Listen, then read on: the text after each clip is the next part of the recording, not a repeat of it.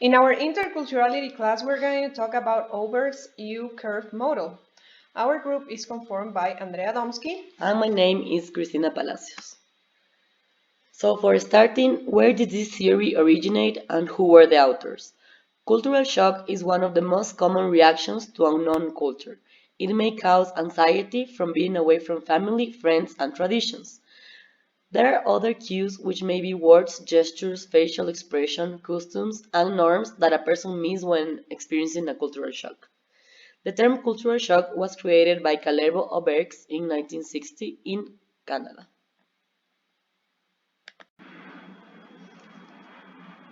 What does it tell us? The term culture shock coined by Oberg is one of the most commonly used words to describe the reaction when an individual encounters a new culture. Oberg defines culture shock as an occupational disease, and he claims that it is caused by anxiety due to the loss of familiar signs and symbols of social practices. It occurs when an individual encounters a new culture, and it often results in feeling of frustration or hassle. By losing of all familiar social practices, an individual feels uncomfortable in the environment.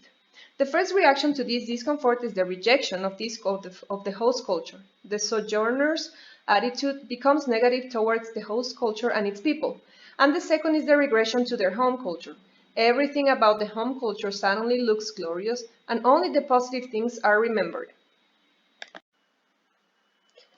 The main idea of this theory is about the you could explain the initial euphoria followed by a period of depression and frustration, and finally the adaptation to a new culture. Is to explain the four stages for experiencing culture shock, which are the honeymoon stage, the hostile and frustration stage, the recovery stage, and the adjustment stage. What about ontology, epistemology, and axiology?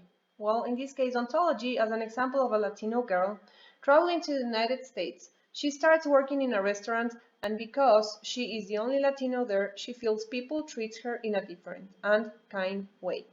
Therefore, her perception is idealized by the way she has been treated for being an outsider.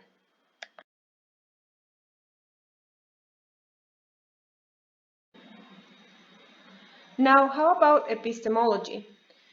When people investigate before moving to another culture in order to get to know the most important facts about the place. For example, when people move to Ecuador, they think we live in trees, we don't have internet access, or that the population is African American because we are in the equator line.